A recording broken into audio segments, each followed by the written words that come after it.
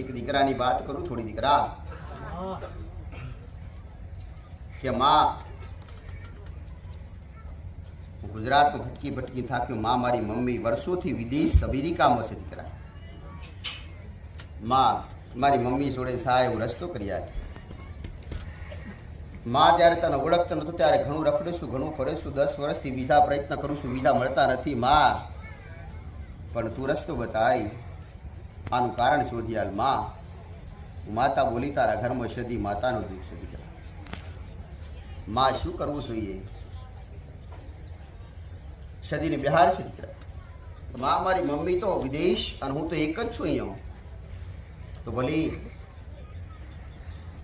સદીને બિહાડીશ તો તારા લગ્ન થાય એવો ખુશ થયો ફુલાણી સાથે ફુલાણી એની તો વાહ વાહ માં સદીને બિહાડું તો મારા લગ્ન થઈ જાય હા દીકરા લગ્ન થાય કે માં ક્યારે સદી બિહાડું તું કે કાલે બિહાડું કે આજ બિહાડું તારા લગ્ન ક્યારે કરવા કે માં તાત્કાલિક બિહાડી દે સીધી માં અઠવાડિયું 15 દાડા થાય નહીં માં અને માં લગ્ન કરાવતી હોય તો માં તું કે એ જગ્યાએ સદીને બિહાડું બિહારજી તારા ઘેર દીકરા હો કે હા માં બિહાડું માં હવે મારે વિદેશનું મંગળ ગ્રહ કરશે દીકરા મંગળ ગ્રહ કર્યા મંગળ ગ્રહના સમાધાન મેં બતાવ્યા પ્રમાણે કર્યા સદીને બિહાડી દીકરા લગ્ન થઈ ગયા વહુવાઈજી મંગળનો પ્રભાવ ઓછો થયો મંગળે વિચાર કર્યો કે વિઝા સુધી અટકાયા આપણે હવે અટકાવવા નથી છોડી દો મંગળે વિઝા અટકાવતું બંધ કર્યું અને વિઝા મળી ગયા વિઝા મળ્યા એટલે પૂછવા આવ્યા માં મારે વિઝા મળી ગયા માં હવે હું વિદેશ જઈશ હવે માં મારા કાકાના ઘેર સદી આલી સૌ ચાલે ખરા ને ચાલે તો નહીં પણ તારા હારે રાખજી સદી પણ માં હવે કોણ પૂજે માં કોક રસ્તો ગાડી હાલ નહીં રસ્તો કોઈ નથી દીકરા રસ્તો એક જ હોય દેવનો એક જ હોય તમે મજબૂરીઓ મને માતાને લાવી અને સેવકોને લાવી મજબૂર કરો છો ને ખોટા રસ્તા લઈ જશો તમે દીકરા રસ્તો એક જ હોય તમે જીદ કરી ખોટા રસ્તા લઈ જશો જીદ કરવી નહીં દીકરા દેવના આગળ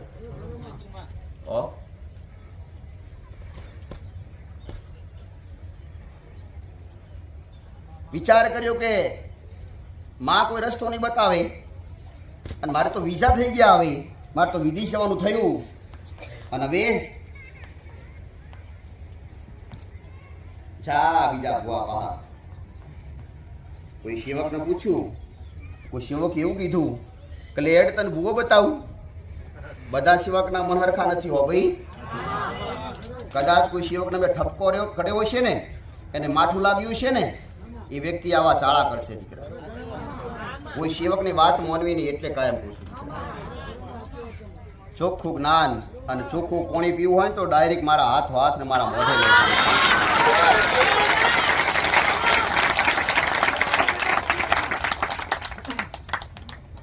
વોલ્ટેજ એકદમ ઓછા હોય તો છોટા મોટી વાત કરી દે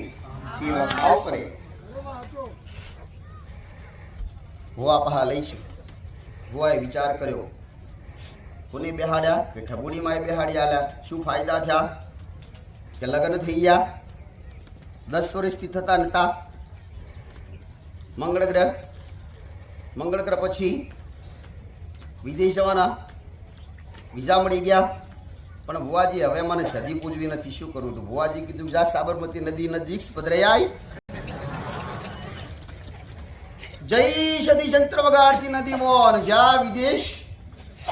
વિદેશના બલૂનમાં બેઠા એટલે સીધા ઓટી પાડી સદીએ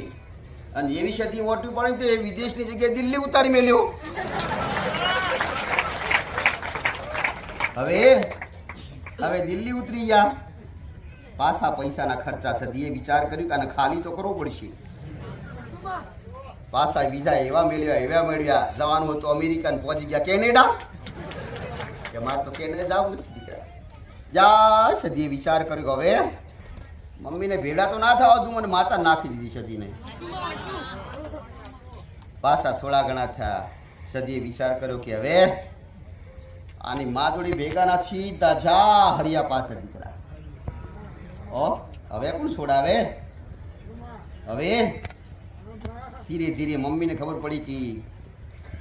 ફેર પાછી કે માં હું તો અમેરિકાથી બોલું. માં મારા દીકરાના કેસ થયા, પોલીસ સ્ટેશન થયા. માં તમે માં લગ્ન કરી આલા હતા ને વહુ ભાગી જઈ. માં હવે શું કરવું? હું દરેકને એ કહેવા માંગુ છું દીકરા, કદાચ મારી જાહેર કરડીને અને એનો રસ્તો નહીં થાય ને તો 100% નુકસાન પડશે તમને. હું તમને એ કહીશ કે તમારી પૂરેપૂરી તૈયારી હોય તો જ દેવ મારી પાસે જાહેર કરાવશો, નહીંતર મારા જાહેર કરેલા દેવ ગુદકા મારશે, તમને નુકસાન નાખશે. નુકસાન ચમ નાખશે કે તમે ન્યાય નહીં કરી શકો, એટલે એને ન્યાય જોતો હશે. એના ન્યાય માટે તમને ફિરાઈ લાવે દીકરા. તમને આવવાની સગવડ ના હોય તો 20 સગવડ દેવ કરી આલે. તમારા નડવાવાળા, તમારા ઘરના.